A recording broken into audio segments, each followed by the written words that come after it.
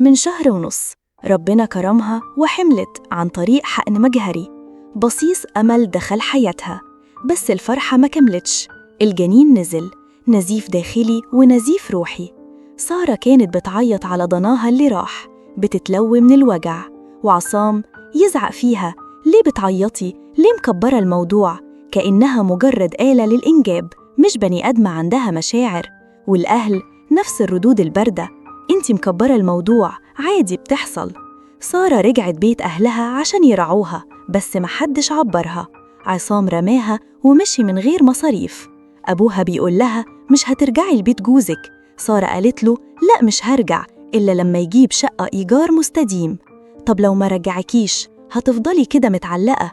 المهم ما تتطلقيش عشان محدش يشمت فينا. كأن السمعة أهم من كرامة بنتهم.